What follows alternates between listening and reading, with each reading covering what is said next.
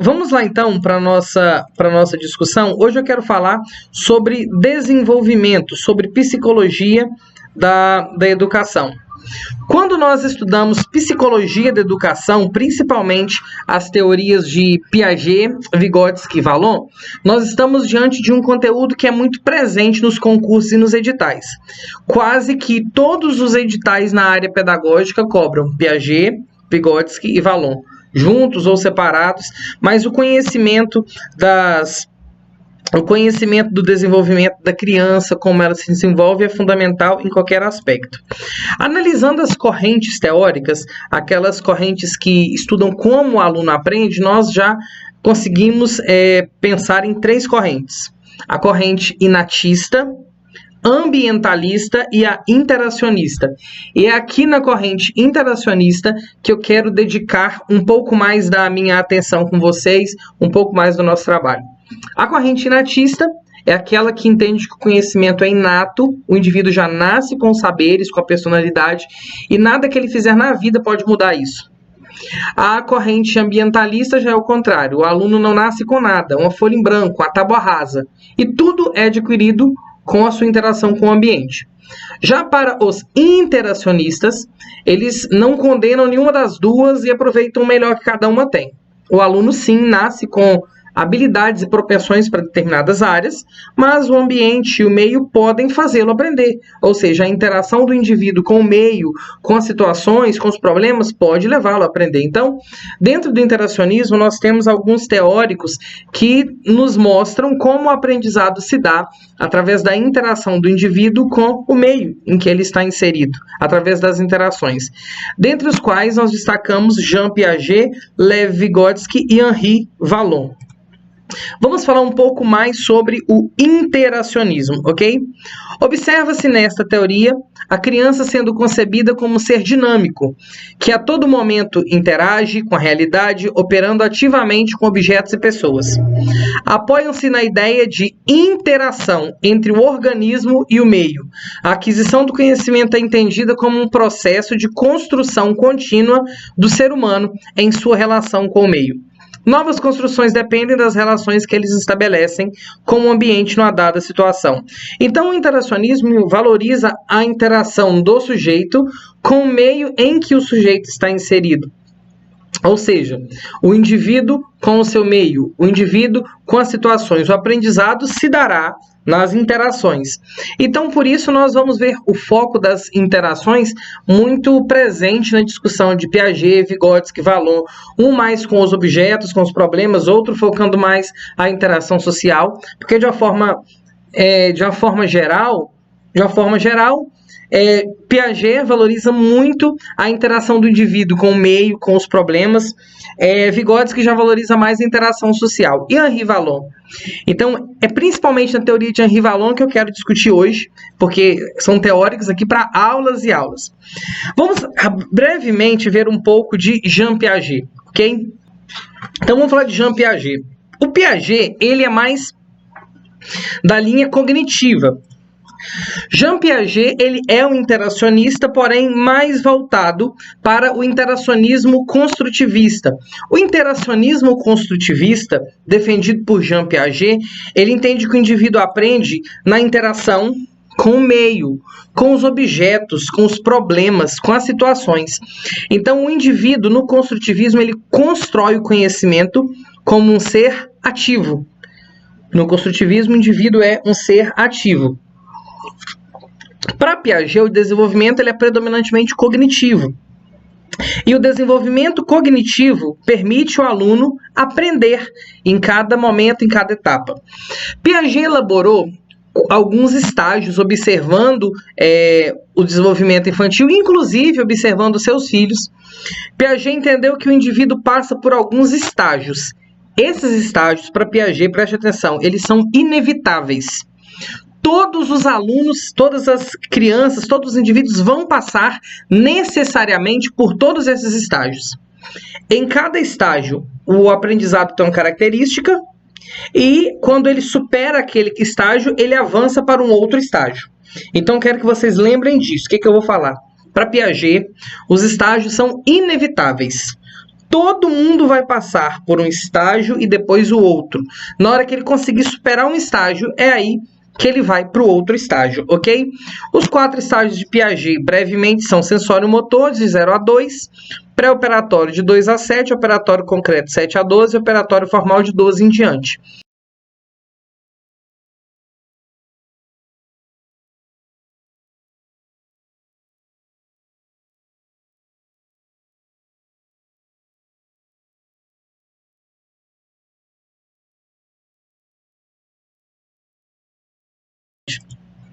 Por outro lado, nós temos o Lev Vygotsky. Vygotsky, ele é interacionista, mas ele é mais focado no socio-interacionismo, o interacionismo social. Para Vygotsky, o aprendizado se dá na interação social com outras pessoas. Tanto que na interação social, já que o foco é a interação com outras pessoas, Vygotsky dá muita ênfase para a comunicação. Por isso, ele defende que o desenvolvimento da linguagem ele é fundamental para o desenvolvimento da aprendizagem. Porque se Vygotsky fala que o desenvolvimento social, que o desenvolvimento intelectual se dá pela interação social, como que eu vou interagir com outras pessoas? Conversando com elas. Então, a linguagem ela é fundamental. Vygotsky desenvolveu a teoria de zona de desenvolvimento proximal, que nos ensina que existe um espaço entre o que o aluno já sabe e entre aquilo que o aluno vai aprender. O aluno tem determinado conhecimento, mas existe o conhecimento que ele pode aprender, ok? O aluno sabe ler sílabas. Se ele sabe ler sílabas, ele pode conseguir aprender a ler palavras. Então, se o aluno sabe ler sílaba, aquilo é um conhecimento real. Ele tem aquele conhecimento. Se o aluno não sabe ler sílabas, mas ele já sabe ler as... Se o aluno sabe ler sílabas, mas não consegue ler as palavras, a leitura das palavras será um conhecimento potencial, com base naquilo que ele já sabe. Então, de onde ele sabe até onde ele vai aprender, esse percurso onde o professor ensina e interage, é a zona de desenvolvimento proximal.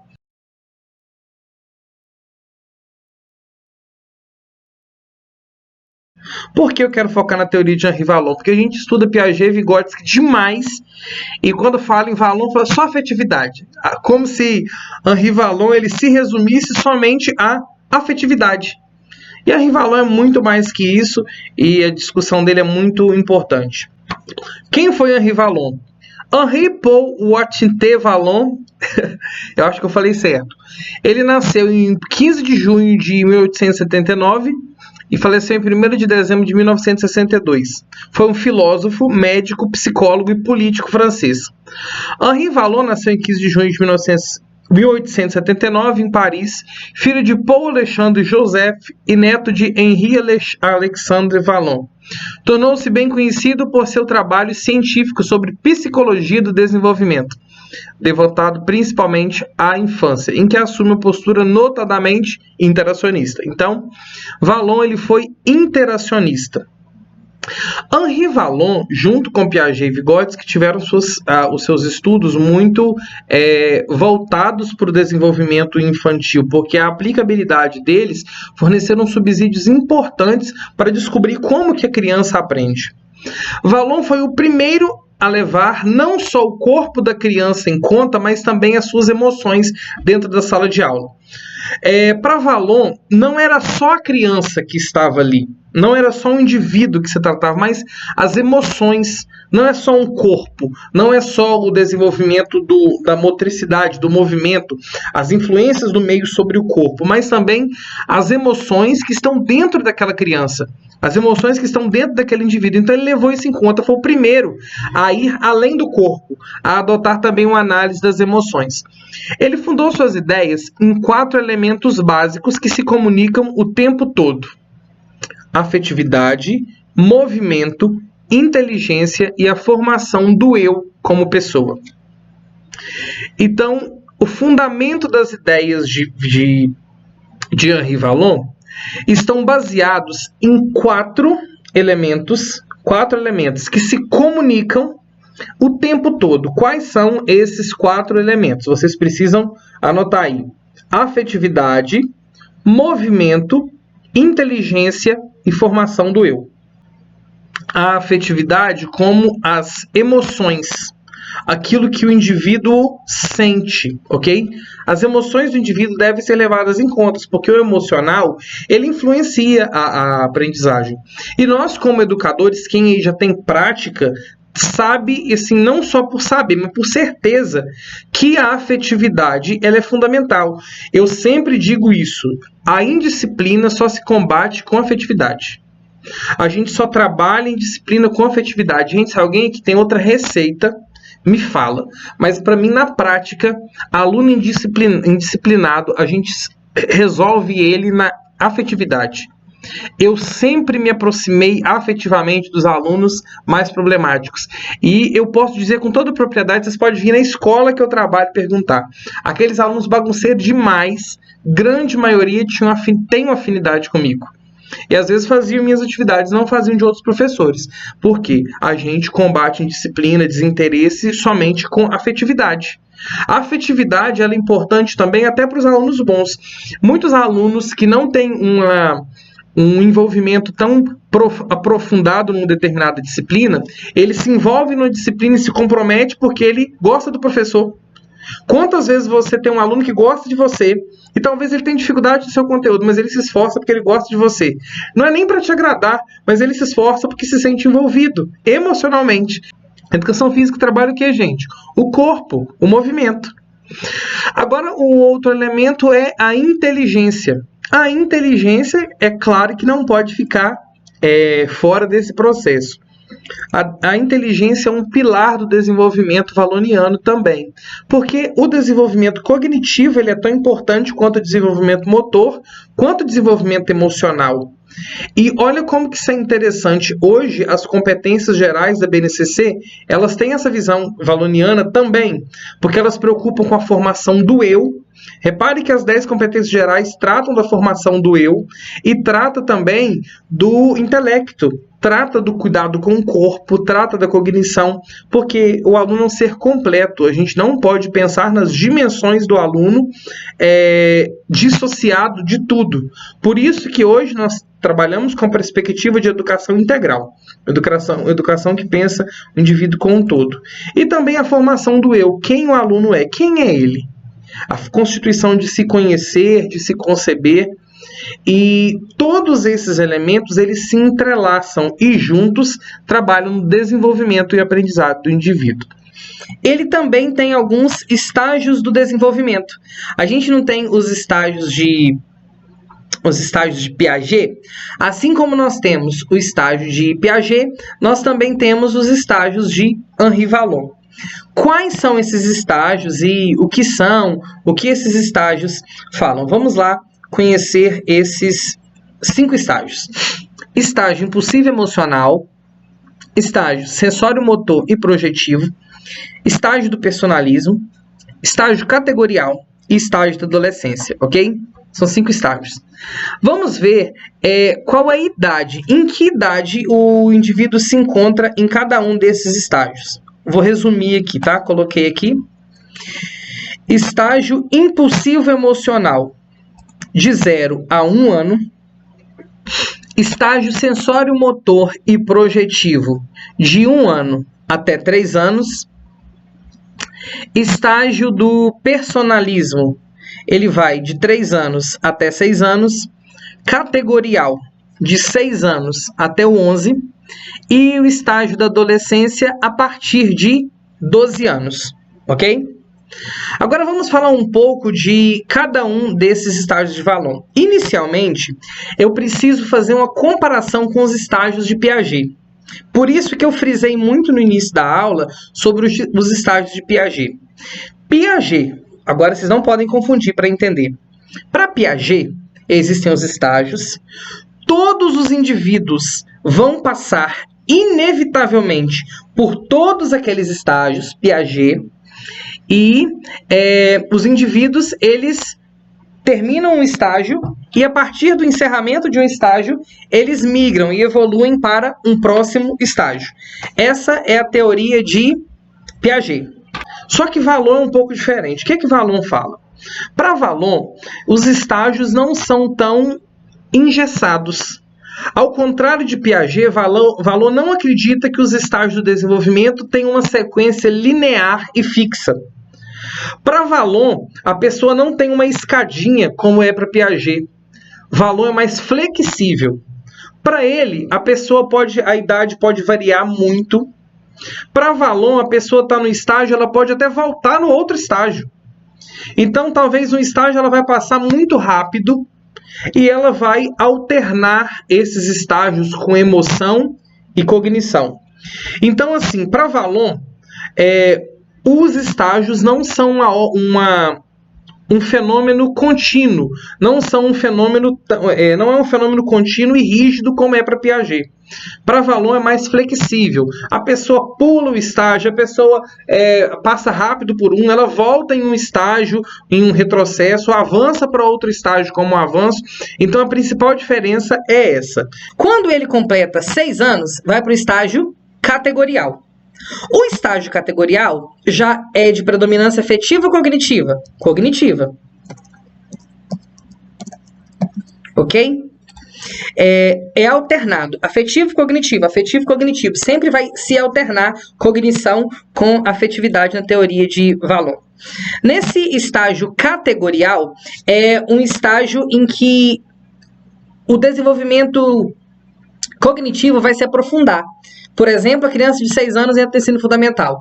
Ela vai aprender a ler, escrever, calcular. Olha, tudo de predominância cognitiva agora. Então, por isso que no primeiro ano do ensino fundamental a gente começa a ensinar eles, e eles estão em uma sede para aprender, estão loucos para aprender a calcular, para fazer isso. Por quê? Porque é um período com predominância cognitiva. Agora, vale lembrar que, mas tem criança de 5 anos que é inteligente, que quer fazer continha e que quer escrever. Lembra que Vallon deixa claro que os estágios eles são flexíveis.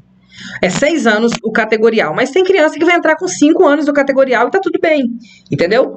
Então vai da criança, vai do desenvolvimento, da superação desse período aí de dificuldades de desenvolver cognição mais profundamente e amplia a visão da criança para essas grandes aprendizagens cognitivas. No estágio categorial, a criança começa a desenvolver capacidades de memória, capacidade de atenção, capacidade de calcular, capacidade de observar as coisas com mais profundidade. Nesse período também ele desenvolve as categorias mentais, ok? Ele começa a separar melhor as coisas. Ele reconhece todos os animais, ele reconhece as pessoas por características regionais. Ele começa na sua mente separar objeto muito melhor, facilmente. Então, quando você pede para uma criança fazer uma divisão, uma distinção de objetos, ela consegue separar objetos de alumínio, objetos de plástico, objetos de cozinha, objetos de banheiro com muita facilidade. Com muita facilidade, porque o período ele já consegue categorizar na sua mente tudo aquilo que ele conseguiu aprender ao longo do tempo. No estágio categorial, a abstração da mente do aluno não é tão grande, ok? Mas ela vai se amplificando de pouco a pouco até chegar em um estágio mais avançado. Mas nesse período aqui, em que a criança se encontra de 6 a 11 anos, é onde ela vai desenvolvendo a capacidade de abstração, a capacidade cognitiva. De 6 a 11 anos, vamos pegar primeiro, segundo, terceiro, quarto, quinto ano. 6, 7, 8, 9, 10, 11, até o 6º ano. Reparou que a criança do 1º ao 6º ano tem uma sede de aprender? Tem uma sede de aprender assim, muito grande. Quer descobrir tudo, quer aprender tudo. Como que as crianças, elas gostam de estudar. No 5º ano, 4ª série, eles são muito envolvidos com a escola. Aí quando chega na 6ª série, os meninos param de ter interesse. E os professores às vezes ficam perguntando, gente, o que aconteceu com os meninos? Eles eram tão bons, eram tão dedicados. Chega a 6ª série, é uma série assim, que é o divisor de águas. E quem já deu aula para 6ª série, gente, pode lutar com o dragão. Quem já deu aula para 6ª série aqui pode enfrentar gigante, porque dar aula para 6ª série não é moleza, tá? Eu já dei aula para 6ª série, eu particularmente gosto de 6ª série. Eu tenho esse perfil de adolescente. Mas, por que chega na 6ª série, os meninos não tem tanto envolvimento igual tinha nos anos iniciais e na 5ª série, na 4ª série. Por quê, gente? Porque quando ele chega na idade de 11 anos para 12, ele entra na adolescência. E esse estágio da adolescência não é um estágio com predominância cognitiva, é um estágio com predominância afetiva. A criança, nesse período, a partir de 11 anos, entra no período da adolescência. O adolescente, ele é muito mais emocional do que racional. A criança vai até o 5º ano ali, comprometido, esforçado. Isso não é todo, não é geral, isso aqui é só uma análise. Quando chega na adolescência, 11, 12 anos, nessa fase, ele relaxa, porque ele é mais emocional. O que predomina na mente dele é o emocional. Entendeu? Então, nessa fase, o cognitivo não tem tanto espaço quanto o afetivo. Nessa fase da adolescência, que é mais ou menos a partir de 11, 12 anos, a criança começa a passar pelas suas transformações físicas e psicológicas. E isso altera naturalmente as suas emoções. É um estágio onde ela alcança o pensamento abstrato, ela alcança a abstração, mas ela passa por uma série de conflitos internos e externos. A busca pela autoafirmação da criança, pelo desenvolvimento da sexualidade, são os principais marcos dessa fase, que é onde ela começa a se descobrir sexualmente, no sentido de seus órgãos, a menina já vira mocinha, o menino já se torna rapaz. E esses estágios, entendam só, esses estágios, eles não terminam no estágio da adolescência, não terminam. Para Vallon, os estágios, eles vão sempre acontecer, porém, vai ser nessa ordem aqui. Afetividade, cognição, afetividade, cognição, afetividade, cognição.